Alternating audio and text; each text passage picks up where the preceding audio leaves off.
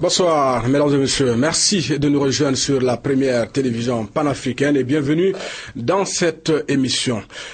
C'est un acteur clé pour l'avènement de la démocratie au Mali, leader charismatique de l'association des élèves et étudiants du Mali en 91. Il aura fait preuve d'un courage et d'une détermination hors du commun face à l'épreuve. Le courage, c'est aussi un élément distinctif de cet homme de gauche que certains qualifieront d'homme de conviction, d'autres d'homme adepte de l'anarchie qui défend souvent des positions, même des plus indéfendables. J'ai l'immense plaisir de recevoir sur ce plateau Omar Mariko, député à l'Assemblée nationale du Mali et secrétaire général du parti Sadi Solidarité africaine pour la démocratie et l'indépendance. Monsieur Mariko, bonsoir. Bonsoir. Merci de l'immense plaisir que vous nous faites d'accepter notre invitation. Alors, Omar Mariko, les jeunes nés en 91 ont aujourd'hui achevé pour la plupart leurs études universitaires et sont entrés dans la vie active. Mais le charismatique leader estudiantin garde toujours intact ses réflexes, ses attitudes, au point que certains n'hésitent pas à vous qualifier d'un homme nostalgique de la vie estudiantine. Quelle est votre réponse? La réponse est toute simple. C'est que la vie estudiantine est une vie faite de sainteté d'esprit et de contestation permanente pour la recherche de la vérité. Et la vérité est le moteur de la société. Et vous avez dû comprendre, ce ne sera pas le premier qualificatif que les hommes comme moi ont eu. J'ai des dévanciers. Thomas Sankara a tout le temps été taxé d'étudiants, Modibo Keïta, le père de l'indépendance d'étudiants, Kwame Nkrumah, etc. Donc, c'est avec plaisir que je reçois ces critiques. Omar Mariko, 23 ans après la révolution de 1991, le 26 mars, quel sentiment vous anime aujourd'hui lorsque vous rencontrez l'ancien président, le général Moussa Traoré, à une cérémonie officielle comme cela est courant, vous dont les hommes sont tombés au nom de la lutte pour la liberté et la démocratie au Mali? Ben, ça ne me fait pas d'effet particulier parce que pour moi, je ne faisais pas un combat contre un homme. Je fais un combat contre un système. Parce que les hommes passent, le système demeure. Moussa est un homme, c'est un humain. Quand je le rencontre lors d'une cérémonie, ça me dit pas grand-chose. Mais ce qui me dit grand-chose, c'est que quand je jette un coup d'œil sur l'activité politique qu'il a menée pendant ces 23 ans, j'ai trouvé qu'il a vraiment détruit notre pays. Et là, je ne peux pas m'attarder sur l'homme Moussa Traoré, sur son système. Je vois le présent. Est-ce que nous qui avons réussi à le faire partir du pouvoir, avons changé ce système-là? C'est ça qui fonde. On en parlera dans cette émission.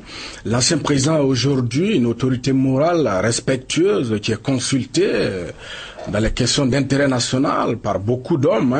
Est-ce que c'est votre cas? Est-ce que c'est un homme que vous rencontrez très souvent en privé ou en public? J'ai jamais rencontré Moussa Traoré. Je ne l'ai pas rencontré quand il était président de la République. Je le voyais comme n'importe qui voyait un président défiler dans une masse. Et de sa chute à aujourd'hui, je ne l'ai pas rencontré. On ne s'est même pas serré la main. On ne s'est jamais serré la main. Mais la dernière fois que je l'ai vu, c'était au décès de feu Nok Agacha, et paix à son âme. C'était à ce décès, on était à quelques mètres, mais on ne s'est pas salué, on ne s'est pas donné la main. Le 4 septembre, au Centre international des conférences de Bamako, le nouveau président élu du Mali a salué un homme républicain. Vous étiez certainement dans la salle ce jour. Est-ce que c'est des propos qui vous laissent indifférent? Non, c'est des propos qui ne me laissent pas indifférent. Je trouve que le qualificatif est très fort. Il est très fort et il ne correspond pas véritablement à l'histoire de notre pays. Il est simplement politicien, j'en conviens, mais je pense simplement que c'était de trop. Moussa n'est pas ce démocrate. Omar Mariko, le Mali, à partir de 2012, a traversé une période très difficile, une période noire dans sa marche glorieuse. Êtes-vous co-auteur du putsch de mars 2012, comme on entend dans les rues de Bamako? Ben, co-auteur, je l'ai tellement soutenu que ça ne me gêne pas que je sois qualifié de co-auteur du coup d'État de mars 2012, qui était un coup d'État prévisible, qui était prévu. Il n'y a pas un seul homme politique au Mali qui peut me regarder en face et dire qu'il n'était pas d'accord avec ce coup d'État. Ça n'existe pas. Il y a le discours qu'on tient pour l'international, pour la communauté internationale, il y a le discours qu'on tient dans les coulisses, il y a le discours qu'on tient devant les masses. Vous voulez dire que toute la classe politique malienne, c'est grave ce que vous dites, Omar Mariko, un coup d'État, c'est un crime imprescriptible par la constitution malienne. Imprescriptible, mais ce sont les députés des partis qui ont dit qu'ils étaient contre le coup d'État. Ce sont ces députés qui ont voté une loi d'amnistie pour les putschistes, sans avoir le couteau à la gorge. À partir de cet instant qu'ils ont voté la loi d'amnistie, ils ont prescrit le coup d'État. Donc c'est fini, on n'en parle plus. Mais on en parle, ils s'en parlent, parce que c'est le seul discours politique qu'ils ont aujourd'hui. Parce que quand on explique les conditions dans lesquelles l'État s'est affaissé, et j'ai bien aimé la formule du président du parti de l'indépendance du Sénégal, Ahmad Dansokho, il a dit qu'au Mali, il n'y a pas eu de coup d'État, il y a eu un affaissement de l'État. L'État a succombé. Donc, quand je les entends dire ces propos-là, de coup d'État, de machin, ils veulent simplement cacher ce qui a été le Mali avant le coup d'État et les conditions qui nous ont amenés au coup d'État. On en parlera, mais Omar Mariko, quel a été votre rôle dans le coup d'État de mars 2012? Vous voulez quel est votre rôle? J'ai reconnu le coup d'État de mars 2012. Avez-vous participé activement à ce coup d'État? Je ne peux pas dire que j'ai participé activement au coup d'État. Je connaissais les acteurs. Je connaissais les acteurs du coup d'État. Je les ai connus bien avant. Depuis 92, j'ai connu le coup d'État, les acteurs du coup d'État de 92. Et pourtant, oui. Et pourtant, il y a un rapport des services secrets maliens qui l'atteste. Vous étiez permanemment en contact avec les hommes de Kati quelques semaines, quelques mois avant le coup d'État. Quelques semaines, quelques mois, ce n'est pas juste. On dit même que vous étiez en contact avec les hommes au front à l'époque. Ça c'est également faux. Ça c'est absolument faux. Ce qui est vrai, c'est que les hommes au front, les militaires au front, les militaires partout me font appel. Vous savez. En tant que, à quel titre ils vous appellent? Très bien. Et je veux simplement dire ce que ce militaire m'a dit. Le 2 février, je crois que c'est le 2 février où les femmes de Kati sont allées demander à rencontrer, à être reçues par Amadou Touré. Avant leur marche du 9 février, parce qu'elles ont marché le 9 février. Mais avant, ce que les gens ne savent pas, elles ont tenté de rencontrer le président Amadou Touré. Vous savez comment? J'ai reçu un coup de fil d'un soldat qui était jusqu'à Néfis et qui me dit, nos femmes sont devant la porte de Amadou Touré, dites au président Amadou Touré de les recevoir. J'ai dit, mais vous m'appelez en tant que tel, en tant que quoi? Je ne suis pas de la défense. Il dit, vous êtes député du Mali. D'une part, d'autre part, vous êtes le seul homme politique à vous intéresser aux problèmes des militaires, aux problèmes de l'État, à nos conditions de vie, et vous le dites. Mais si je vous fais appel, je suis convaincu que vous allez acheminer. Est-ce que c'est pas parce que vous avez des velléités putschistes à l'époque qu'on vous fait contact? Vous savez, j'aspire à être un homme d'État. Et je suis un homme d'État. Un homme d'État ne doit laisser aucune parcelle de l'État.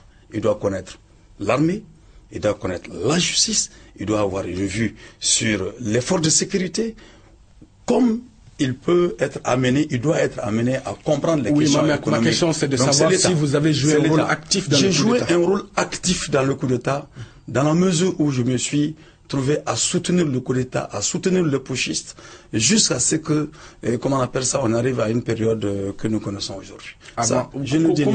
Comment avez-vous soutenu le coup d'État? Quelle a été votre contribution? Avez-vous envoyé des armes, des munitions à Kati? Avez-vous envoyé de l'argent? Je n'avais pas d'armes, de munitions et d'argent. Ces gens ont fait le coup d'État, ils n'avaient pratiquement pas d'argent.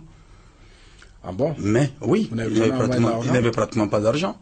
Vous avez vu comment ils se sont servis dans les stations d'essence, comment ils ont réquisitionné les voitures des gens de gauche à droite. D'une mutinerie, le chef de l'État n'a pas été à la hauteur. Omar Mariko, le jour du coup d'État à 21h, où étiez-vous? Le jour du coup d'État à 21h, j'étais pas chez moi, j'étais derrière le fleuve quelque part. Quelque part? Vous avez reçu un militaire, un adjudant? Non, personne. Le jour du coup d'État, non, personne. Omar Mariko, vous avez reçu un émissaire du capitaine Amadou Aya Sanogo Achi, vous avez acheté des sandwichs et des liqueurs. Vous avez réuni la somme de 300 000 francs avec des amis. Vous étiez dans un maquis. Non, ça c'est pas évident, ça c'est pas vrai du tout. Que j'étais dans un maquis, quelque chose pas. Non. Je sais à quoi vous faites référence. Vous faites référence à ce militaire qui m'a rencontré le jour du coup d'État devant le Grand Hôtel. Et je veux vous dire la vérité, c'est que quand ce militaire est venu, il a arrêté sa moto, il a dit « c'est toi que je cherchais », j'avais de la frayeur. Parce que j'avais pensé qu'il y a quelque chose qui se faisait contre ma personne. C'était le jour du coup d'État où tout le monde était au courant déjà que les militaires étaient en mouvement. Ce militaire, c'était un gendarme. Il est en ce moment au nord du Mali. Alors donc, après, il a expliqué qu'il avait de la sympathie pour moi. Là, j'ai dégonflé. Alors, c'est ce militaire qui m'a appelé entre les 17h et les 18h, le jour du coup d'État, pour savoir où j'étais. J'étais justement au niveau de ma clinique et je lui ai donné rendez-vous au Montana. J'étais avec un ami que vous connaissez certainement. Et ce jour-là, c'est pas évident. Certainement, je le sais. Je sais d'où ça vient, cette information. Et là, ce jour-là, effectivement, il est venu me demander de l'argent, je n'en avais pas. Et c'est mon ami qui était là, ce jour-là, qui a réuni, passe 300 000 francs, 150 000 francs CFA. Pour aller nourrir les hommes de Kati qui venaient de porter un coup de frein à la démocratie malienne. Qui venaient de porter un coup de frein à l'anarchie qui s'était installée au Mali, pas la démocratie. Mais la suite a révélé que c'était une grave humiliation d'un peuple fier. Non, c'est les 3 régions du Mali sont tombées les unes après les autres. Chaque région, chacune de ces régions, c'était pas une humiliation, c'était la preuve qu'au sein de l'armée malienne, il y avait un répondant à la situation de catastrophe dans laquelle une certaine hiérarchie militaire malienne nous avait mis. La prise de Gao, de Kidal, de Tombouctou n'était que des questions de jours. Tombouctou, ce sont des habitants de Tombouctou qui ont pris Tombouctou. L'infiltration du mouvement de la rébellion à nez et à la barbe de la gendarmerie nationale du Mali et des militaires maliens à Gao était un fait. Et vous savez bien que, qui connaît Gao, les militaires, les rebelles ne sont pas rentrés à Gao. C'est de l'intérieur qu'ils ont fait la conquête. Alors où étaient-ils pendant tout ce temps pour qu'ils puissent prendre Gao? Oui, mais la prise de Gao n'est pas imputable. N'est pas imputable du tout au coup d'État. La prise de Gao était... C'est que avant le coup d'État, on avait une armée malienne qui, tant bien que mal, faisait face à l'ennemi. Oui, ça, c'est pas vrai. Parce que, vous savez... À part Tessalit et Menaka, non. Vous pouvez dire quelle était cette ville du Nord qui était tombée? Le jour vérifié, le jour où Tessalit est tombé, Tessalit ne devrait pas tomber. Il y a un ancien président malien qui a piqué une crise. Parce que pour lui, Tessalit ne devrait pas tomber. Parce que Tessalit, dès que Tessalit tombe, Anefis, Kidal et tous ces... mais ces villes n'étaient pas tombées avant le putsch. C'est le putsch qui a accéléré la chute des grandes villes du Nord. Non, Tessalit, vérifiez bien. Oui, Tessalit, oui, mais je veux dire des autres villes, Kidal, Tombouctou et Gao. Non, je dis, la chute de Tessalit entraînait automatiquement la chute de Kidal, d'Anefis. Pas automatiquement. Automatiquement. Il n'y a aucune stratégie militaire qui le dit. Toute stratégie militaire le dit parce que Tessalit était une base imprenable. Vous savez, dans une guerre, quand vous avez une base extrêmement forte, qui est la quintessence même de l'armée, quand ça tombe entre les mains de l'ennemi, la défection est totale. Et surtout que cet ennemi avait déjà infiltré toutes ces grandes villes-là. Vous savez, on ne doit pas prendre nos désirs pour la réalité. Et poser la question à des hommes politiques, et je tairai le nom de cet homme politique-là, jusqu'au jour où je verrai un de ses représentants sur votre plateau, dire que ce que je dis là par rapport à la chute des villes était faux. Il a questionné le président Mahamat Touré au sortir d'un conseil des ministres. Président, je suis inquiet. Tessalit va tomber. Il a dit oui, Tessalit va tomber, Kidal va tomber, Gao aussi va tomber. Bon, Omar Mariko, on n'a pas la preuve de ce que vous dites ici, mais parlons du coup d'État, Omar Mariko. Oui. Ce coup d'État, finalement, à part l'humiliation du peuple, n'a servi finalement à rien, parce que le remède qui était proposé au peuple s'est avéré une année après pire que le mal qu'on a voulu combattre. C'est-à-dire quel était le remède? Une année après, les hommes de Kati n'étaient pas sortis de Bamako. Une année après, les détournements, les crimes économiques, les présomptions de crimes de sang, ce qui n'a pas eu lieu au temps du général Amadou Toumani Touré. Bien, au temps du général Amadou Toumani Touré, Aguelof a eu lieu au temps du général Amadou Toumani Touré. On avait une armée qui se battait contre les limites. Il y a eu Aguelof. Oui, une armée qui se battait contre les limites. Il y a eu Nampala. Il y a des charniers à Nampala. Il y a des charniers à Aguelof. Il y a eu des charniers dans presque toutes ces villes-là, sous le président Amadou Toumani Touré. Passons. C'est une armée qui se battait contre l'ennemi. L'armée malienne a fait autant de morts. Non, c'est une armée qui était sous la stratégie militaire du repli tactique. Vous savez ce que c'est? Vous savez qui avait commandé à l'armée malienne de fuir devant l'ennemi? Ce n'était pas les officiers supérieurs de Amadou Toumani Touré, et qui a fait que la plupart de nos militaires se sont retrouvés au Niger. Ce qui a fait que les contingents militaires qui étaient sortis, qui est parti à Gao, et qui devraient continuer, dont les femmes sont devenues réclamer les armes à Amadou Toumani Touré. Arrivé à Ségou, ces contingents militaires, les militaires ont disparu la nuit aidant. Non, quand même, nous ne réécrivons pas l'histoire. Non, ne réécrivons pas l'histoire. Vous êtes un homme politique, mais aussi un homme instruit. Vous savez que la guerre au Mali n'a pas comme cause des causes internes seulement. C'est la crise libyenne qui a occasionné. Nous avons été, personne ne nous apprend cela, parce que nous avons été ceux-là qui avons mis tout le peuple malien dans la rue contre la guerre en Libye. Et en ce moment, où étaient tous ces politiciens qui parlent aujourd'hui, qui disent que la guerre en Libye allait avoir des répercussions graves sur le Mali. C'est nous qui avons sorti la population malienne. C'est nous qui avons pris la rue. C'est nous qui avons dit que la guerre en Libye allait avoir des conséquences fâcheuses sur le Mali. C'est nous qui l'avons fait. Personne d'autre en tant qu'homme politique n'a soulevé ces questions-là. Au contraire, des politiciens demandaient à ce que la France on mette fin rapidement au pouvoir de Kadhafi. Donc on n'apprend absolument rien par rapport à ça. Mais la guerre au Mali avait des causes internes aussi. Et ces causes internes, vous avez vu sur le front, il n'y avait pratiquement pas de chaîne de commandement. Vous avez vu sur le front. Si, quand même, il y avait une chaîne de commandement. On avait on avait des chefs militaires, on avait Didier Dako, on avait le colonel Gamou, on avait le colonel Oudmedou qui était au terrain, qui se partageaient les trois régions. Vous savez ce qui s'est passé? Il s'est passé qu'il y avait trois armées qui se regardaient en faïence. Vous aviez Gamou et sa milice. Vous avez Oulmedou. C'est une armée, mais avec beaucoup de personnes qui n'étaient pas de l'armée et qui constituaient une milice. Personne ne peut pas porter cette démentie-là. Il y avait Gamou, il y avait le colonel Oulmedou et il y avait Poudjougou. Didier Dakou. Il y avait Poudjougou. Didier était sous était chef d'état-major. Didier était sous des commandements. Comprenez?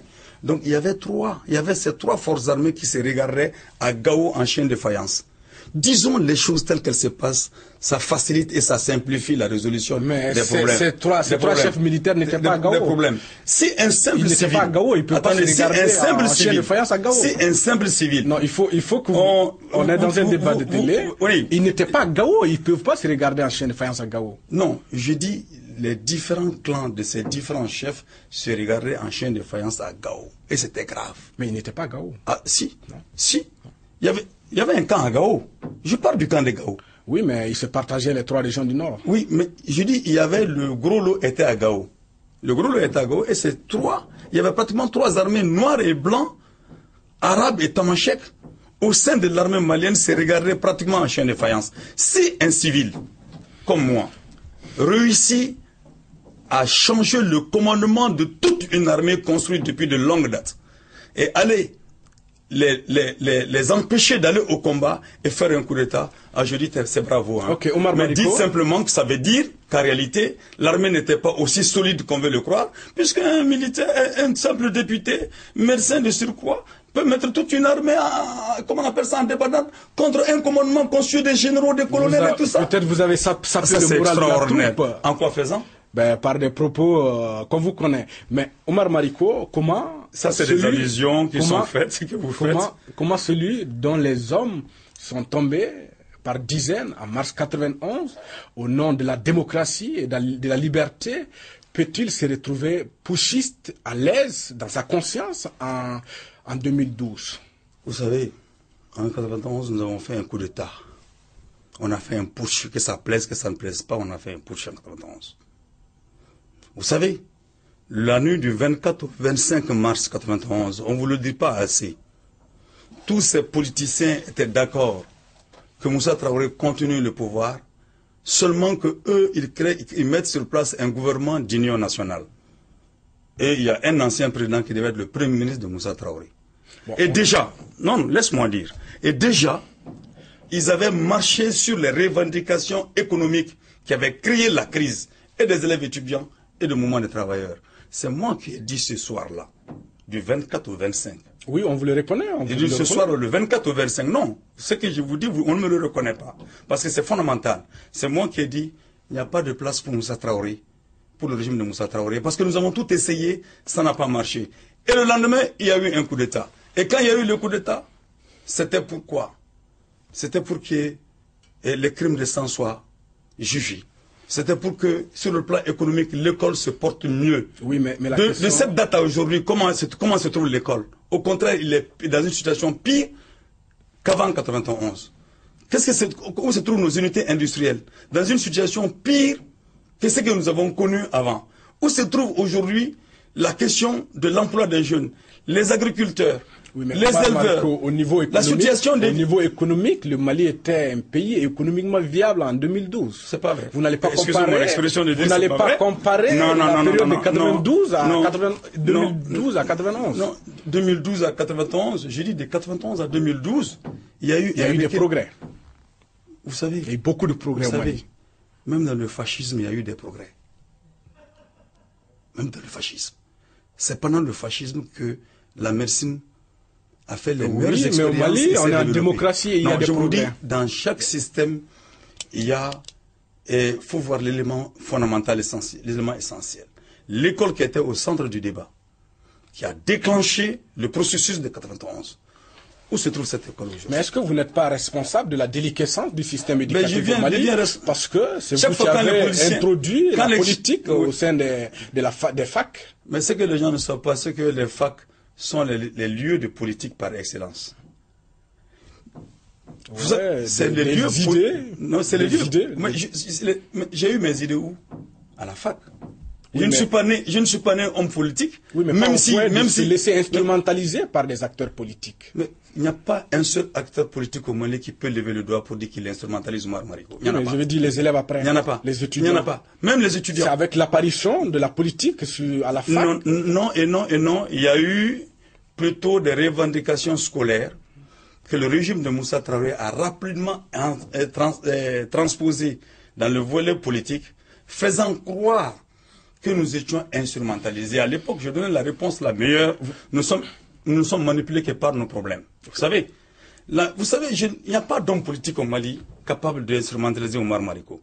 Parce que j'ai entendu mon aîné, Modibo Sidibé, dire que je suis son jeune frère. Et c'est vrai, c'est biologique. Ils sont presque tous mes grands frères biologiquement. Mais je suis leur grand frère politique. Parce que la politique, je me suis intéressé quand j'avais 14 ans. Oui, Posez-leur la question. On a beaucoup de questions à vous poser. Omar Mariko, vous n'avez pas répondu à ma question. Oui, laquelle? Ma question, comment l'acteur clé de l'avènement de la démocratie, vous me stoppez dans mon développement. Peut-il être à l'aise dans des tenues de putschistes? Vous avez fait rêver plusieurs générations. Je continue à faire rêver les générations, heureusement, parce qu'aujourd'hui... C'est pas évident. Oui, mais les générations qui sont... comment on appelle ça, formaté, oui. Parce que dès l'instant qu'on nie que la politique, que l'université doit être le lieu par excellence de débat politique et des idées politiques, dès qu'on nie ça, déjà j'ai peur pour cette génération, parce que j'aurais bien aimé qu'ils fassent de l'université des lieux de débat politique intense. C'est bon pour l'avenir. Dès lors que, donc pour vous dire, je suis très très à l'aise d'avoir contribué à faire partie de ce régime qui avait paralysé toutes les institutions. Mais vous êtes comptable du bilan du président ATT. Vous êtes comptable. Allons, achevons quelque chose d'abord. Vous me demandez la question de savoir si je suis à l'aise par rapport donc au coup d'État du 22 mars. Le coup d'État du 22 mars, vous savez, les institutions étaient paralysées. Pendant le huis clos que l'Assemblée nationale a eu à faire, c'est moi qui ai demandé que pour éviter une crise institutionnelle à venir, il fallait tout de suite dissoudre le gouvernement, choisir un Premier ministre en tenant compte du fait majoritaire. À l'époque, le fait majoritaire était incarné par la demande. On ne nous a pas écoutés. Vous savez, Le président de l'ADEMA à l'époque, président de l'Assemblée nationale à l'époque, Diongouna Traoré, a dit publiquement et à l'Assemblée nationale que nous n'étions pas à l'abri d'un coup d'État. Qu'est-ce que vous en dites? Il a réuni les forces politiques au CICB.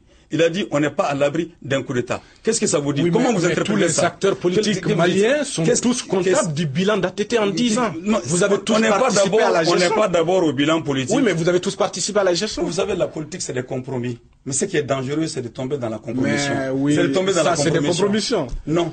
On ne peut pas avoir soutenu un régime pendant tant d'années et à la dernière minute, on lâche et on se révèle démocrate. Nous, on n'a pas soutenu ATT pendant tant d'années pour se retourner à la dernière minute. Nous avons fait une expérience de 2002 à 2007 avec Matoumane Touré sur la base d'un programme qu'on lui a présenté. Et il a dit qu'il était d'accord avec nous et nous n'avons jamais triché avec lui. Nous lui avons toujours dit ce que nous passons. En 2007, quand il a voulu que nous continuions avec lui, nous avons dit l'expérience passée n'était pas bonne, on ne va pas avec vous. Et en 2011, quand il est revenu à la recherche pour que nous rentrons dans le gouvernement, nous avons dit non, nous ne sommes pas d'accord avec votre vision.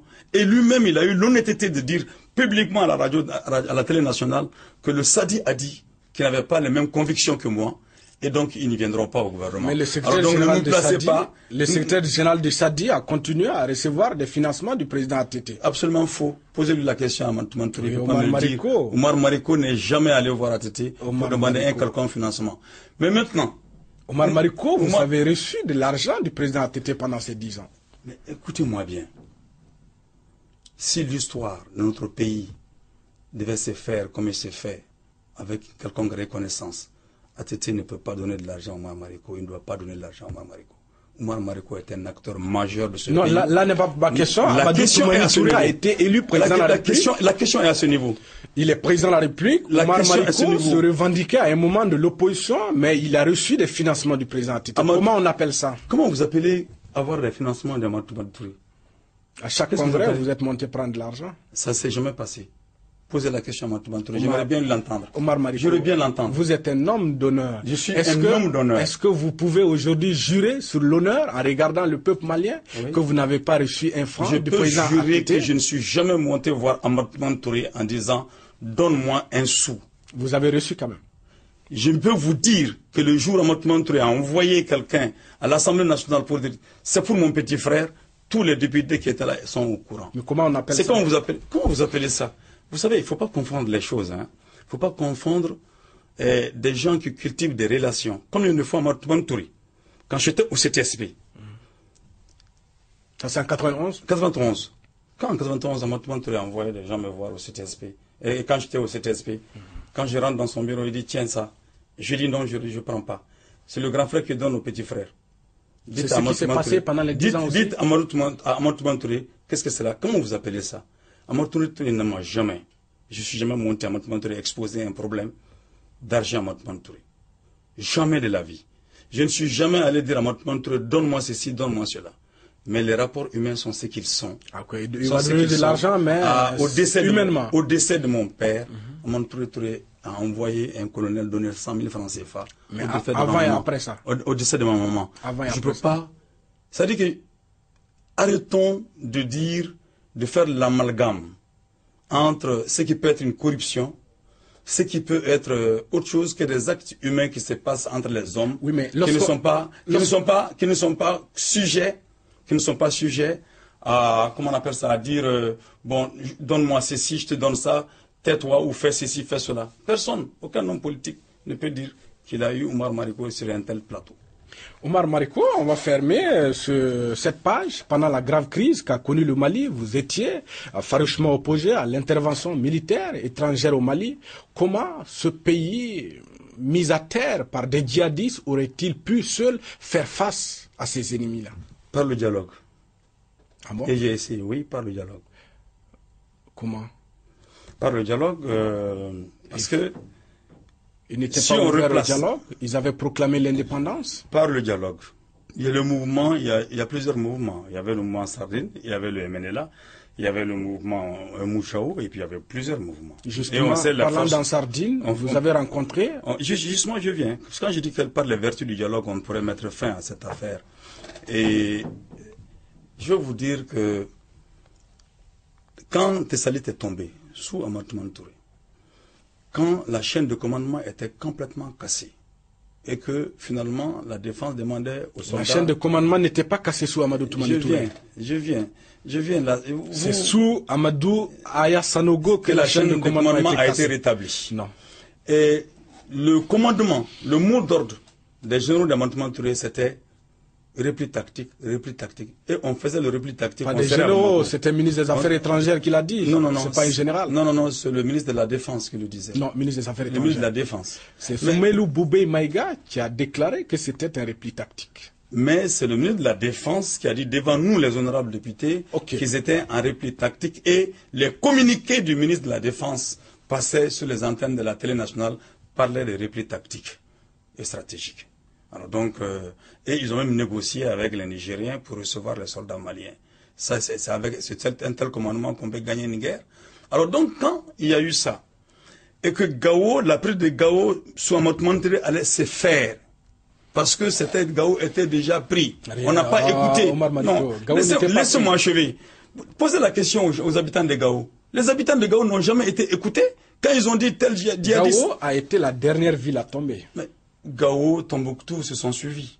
Ouais, Gao a été la dernière. Gao et Tombouctou se sont suivis. Et on sait comment ça s'est passé. Quand il y a eu ça, il n'y a plus eu d'avancée de ce qu'on appelle les djihadistes. Quand il y a eu Gao, Tombouctou sont tombés, il n'y avait plus d'avancée. Il n'y avait plus d'avancée et toutes les forces se regardaient en chien de faïence. Du côté de loyalistes et du côté de la rébellion. Et ils sont venus en ce moment, le dialogue était possible. Et en ce moment, nous avions commencé un processus de dialogue. Mais quelle serait la contrepartie avec des gens qui étaient contre l'unité nationale, des gens qui avaient proclamé leur indépendance, des gens qui étaient prêts à l'application, qui appliquaient la charia? Quelle était la contrepartie? C'est pas tout le monde qui demandait l'indépendance. Ansardine n'a jamais demandé d'indépendance. Ils appliquaient la charia. S'il vous plaît, Ansardine n'a jamais demandé l'indépendance. Et Ansardine n'a jamais, d'ailleurs, déchiré tous les drapeaux indépendantistes tout le long de tous les lieux que le MNLA avait occupés. Le MNLA, qu'il faut souligner avec force, est un mouvement international créé par la France. Ça, il ne faudra aussi pas nier ce état de fait. Alors donc, ce qui était possible, le dialogue était possible, et si la CEDEAO et la France n'avaient pas bloqué les armes maliennes, les soldats étaient en capacité d'aller au combat. Et ça, c'était avec la complicité d'hommes politiques maliens qui ont dit que si les militaires reçoivent les armes de Conakry, ils risquent de s'éterniser au pouvoir. Le dialogue pouvait régler la question, parce que justement, moi j'ai fait 2 missions. Vous étiez à Niafunke, vous avez rencontré Yadagali? Non, Yadagali n'était pas là. Ses émissaires? Les émissaires de Yadagali étaient là. À quel titre étiez-vous là-bas? En tant que citoyen malien. Vous étiez dans un hélicoptère militaire, c'est ça? Non. Vous étiez accompagné de... Je suis allé 2 fois. Vous étiez accompagné des gens de la junte? Oui. J'étais accompagné pas de la junte, des autorités militaires. Moi, je n'aime pas le mot junte parce que, vous savez, les Africains, vous êtes trop mimétisme. On aime trop le mimétisme. Le mimétisme, on ne regarde pas toujours la réalité. Il faut toujours que ça soit porté. C'est d'ailleurs ce qui s'est passé. Hein. Aux premières heures, ils n'ont pas connu le coup d'État. Il a fallu que Sarkozy condamne le coup d'État, que la CEDEAO s'y mêle pour que les hommes politiques se mettent à condamner le coup d'État. Sinon, chacun avait dit que le coup d'État était possible, que ça allait se perdre. Les uns appelaient à dire que c'était une opportunité pour qu'on se remette ensemble. Ça, c'est le cas du phare. Et les autres qui disaient oui, il faut que toutes les forces vivent, y compris la junte. C'est dans leur déclaration des gens du FDR. Nous devons nous mettre ensemble parce qu'il y a péril en demeure. Bref, je passe dessus. Je passe dessus, je reviens au fait que je suis allé à Niafunke 2 reprises. La première reprise, c'était avec ma voiture de député à l'Assemblée nationale, avec des militaires maliens et avec des personnalités civiles. Je suis allé. Nous avons rencontré les émissaires Yadagali. Et nous avons échangé, nous avons discuté des choses très importantes. La deuxième fois, brièvement, la première visite était tellement intéressante que un natif de Niafunke a mis son avion à notre disposition. Et nous ne devions qu'à mettre le carburant. Et nous sommes descendus à Niafunke avec 4 militaires maliens, du colonel au brigadier. Et nous sommes allés, nous avons échangé. Et là, le colonel a eu des contacts téléphoniques avec des gens qui étaient sur le front, que lui-même, il avait eu à former. Est-ce que vous étiez de connivence avec certains groupes armés? Ce n'est pas une connivence. Vous savez, tous les groupes armés, là, j'ai dit aux gens de Ansarine, pour vous permettre de résumer un peu, ça rejoint un peu les propos de ce militaire qui a dit « Vous êtes le seul qui dit la vérité, etc. » J'ai dit aux gens d'Ansarine, j'ai dit « Moi, je ne suis pas d'accord avec la charia. Je ne suis pas versé dans la religion musulmane jusqu'à aller réclamer la charia. » Ils ont dit « Oui, Mariko, on vous connaît. On sait ce que vous faites pour les travailleurs de ce pays, pour les pauvres de ce pays. Et nous vous demandons de faire un tout petit peu pour la religion musulmane. Mais la question de charia ne peut pas être un obstacle au débat. Omar Mariko, le 2 février, François Hollande, le président français, a été accueilli à Tombouctou par une liesse populaire, par une joie qui n'avait d'égal que la liberté retrouvée par ces populations qui avaient vécu la souffrance dans leur chair.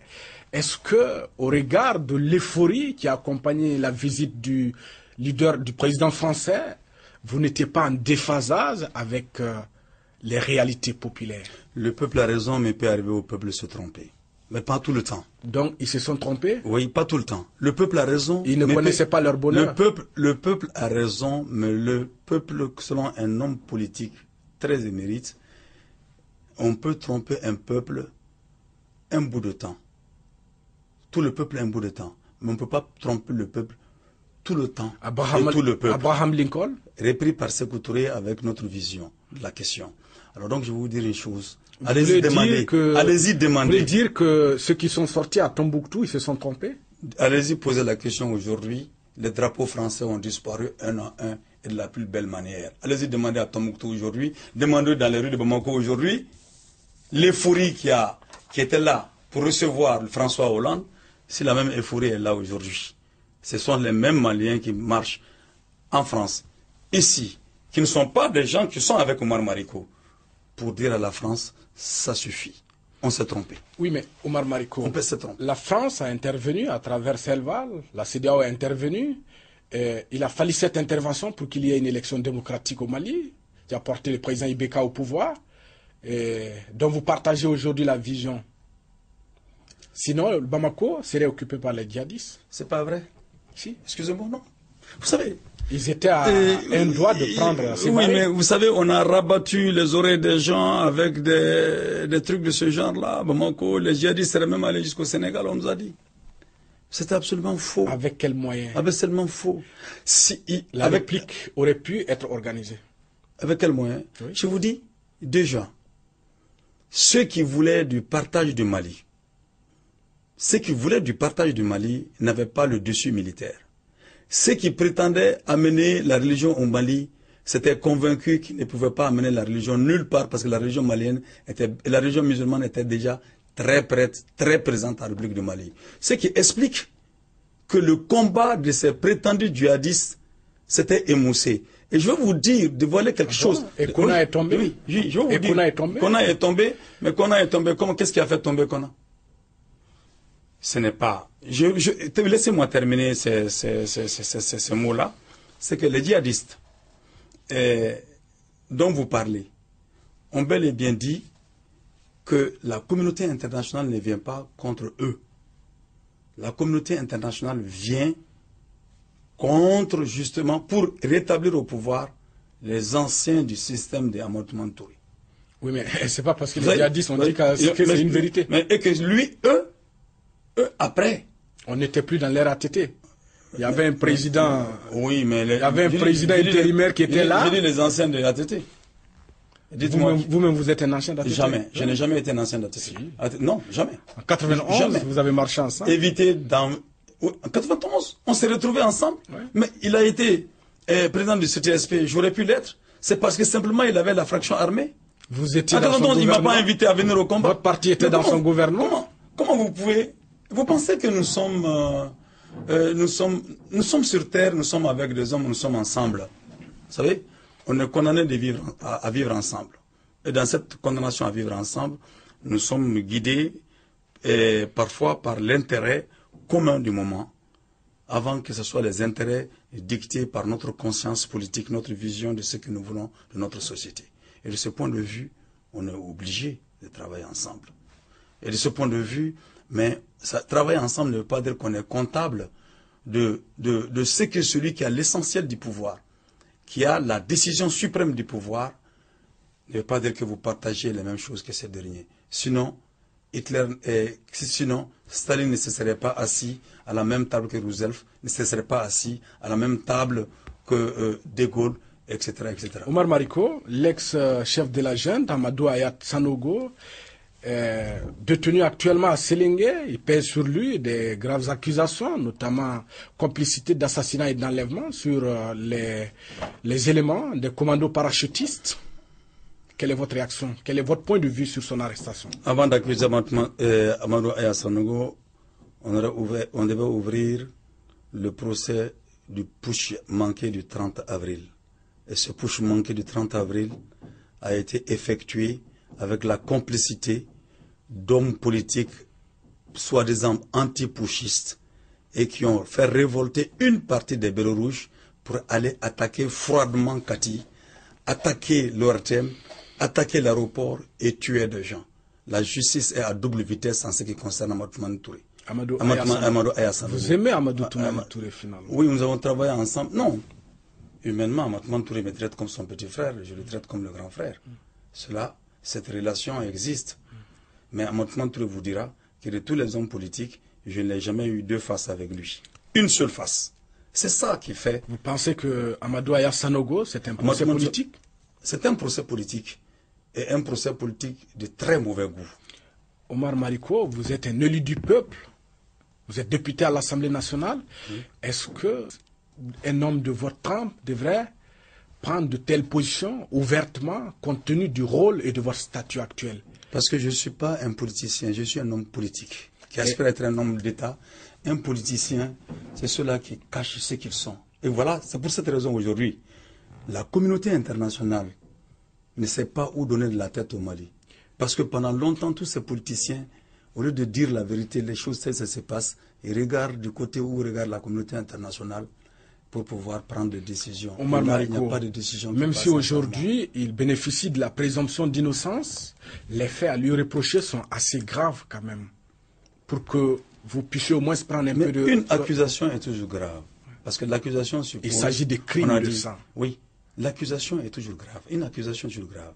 Je vous dis, vous, Barry, que vous avez pris de l'argent avec Dadis Camara. Comment vous allez réagir? Vous avez pris de l'argent avec des hommes d'État. Qu'est-ce que vous allez réagir? Aucune réaction. Voilà. Alors donc, les politiciens sont très forts dans la calomnie. L'accusation qui est portée contre Amadou Touré et contre Amadou Hayat Sanogo, vous savez, c'est Amadou Hayat Sanogo, et puis c'est trois noms en même temps. Donc l'accusation qui est portée contre Amadou Hayat Sanogo, j'ai été l'objet de telles accusations. Oui, vous avez été... En 91, oui, en 97, et maintenant. Mais cela ne veut pas dire que l'accusation est fondée. Oui, Omar Mariko, que diriez-vous aux veuves, aux dizaines de veuves et d'orphelins qui nous regardent en ce moment, que rien ne peut consoler finalement? Je dirais qu'aux veuves du bâtiment para, aux veuves des Bérets Verts, aux veuves, j'ai un jeune frère qui a été tué le 30 avril, et il était garde national à l'ORTM. Aux veuves de Kona, j'ai un neveu direct qui a été tué à Kona. Ils ont laissé des veuves. Oui, au front. Oui, mais je parle de ceux qui ont été enlevés et assassinés froidement à Kona. Parce qu'ils ont commis le crime d'être un béret rouge. Ils ont été enlevés chez eux, abattus froidement. Certains ont été décapités. Oui. Vous savez, je pense qu'il faut chercher les auteurs. Vous savez, il faut éviter de porter un doigt accusateur sur un homme en le jugeant par rapport à tout ce qu'il a été. C'est ça. Et c'est ça le rôle de la justice.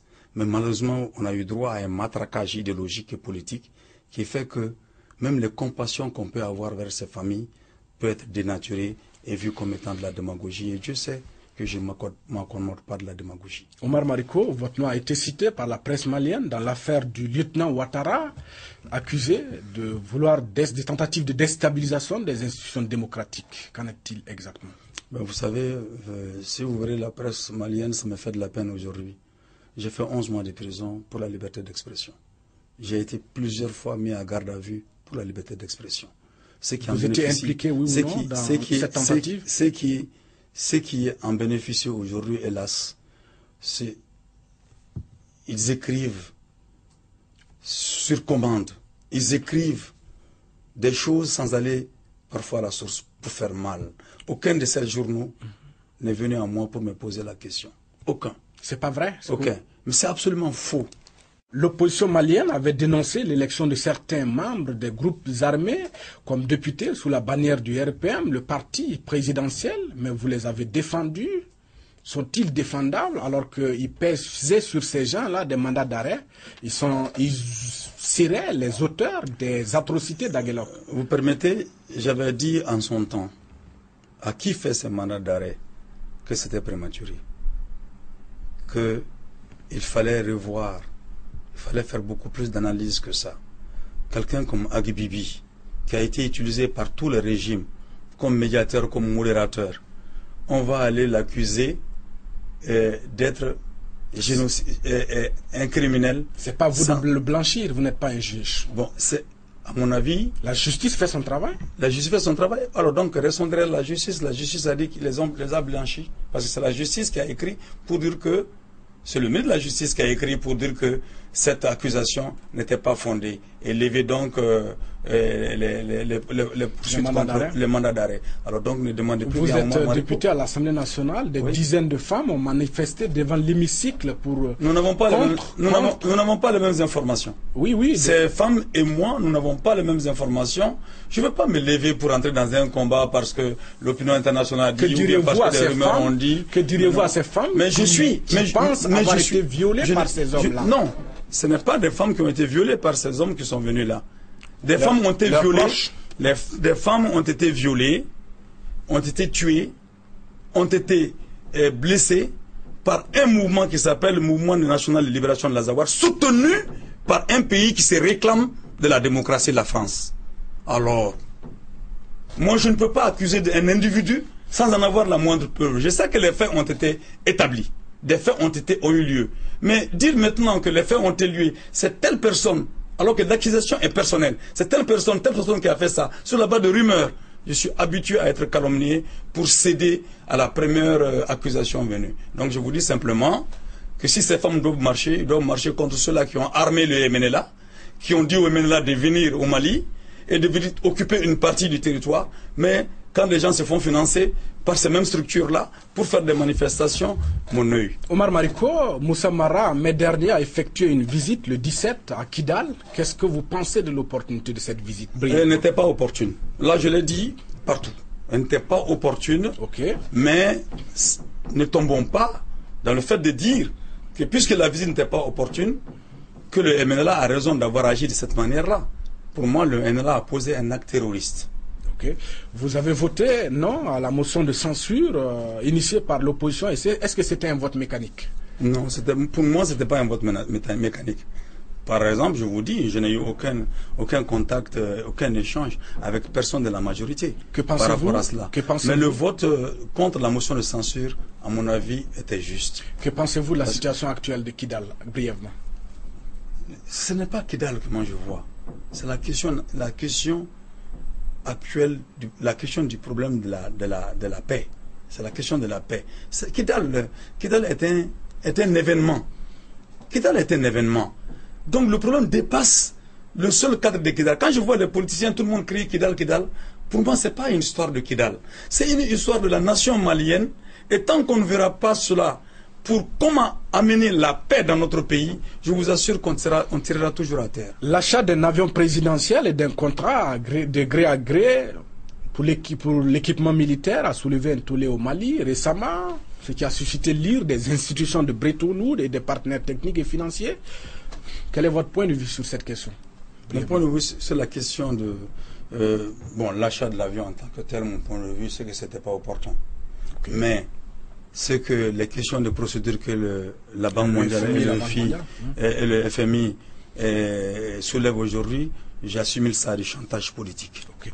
Le Mali va signer dans les jours à venir un accord de défense avec la France. Quel est votre point de vue sur la question? Vous êtes affirmatif. Moi, je pense que nous n'avons pas besoin de signer d'accord de défense avec la France. Je reste sur ma ligne. Nous avions demandé des soutiens à notre armée et c'est ce que nous avons voulu. Maintenant, quand ils veulent signer l'accord, bon, allons-y voir le contenu de l'accord. À partir du contenu, je serai si je dois rester sur ma position. Y a-t-il un bon accord de défense et un mauvais? Accord de défense. Vous, le révolutionnaire, le nationaliste. Le mot même me gêne, accord de défense. Vous, le nationaliste. Qui est un accord de militaire. Qui est un accord militaire entre deux pays. Je peux comprendre. Mais quand on dit accord de défense, j'estime qu'il n'appartient pas à une nation d'assurer la défense d'une nation souveraine. Vous seriez contre ou pour? Absolument contre. Un accord de défense pour permettre à la France de me défendre en tant que nation, je suis absolument contre.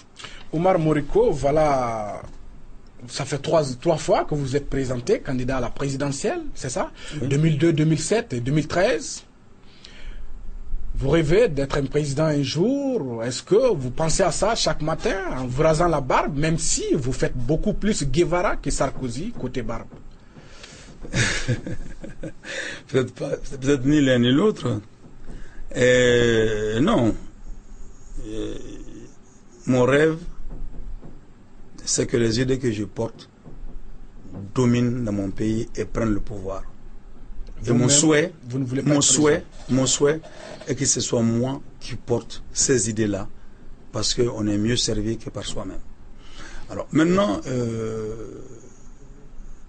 me regarder tout le jour dans la barre, je me regarde tous les jours, je me dis comment faire pour que le peuple malien puisse prendre conscience du tréfonds dans lequel il se trouve et comment il ne peut compter, il ne doit compter que sur lui-même pour changer son destin.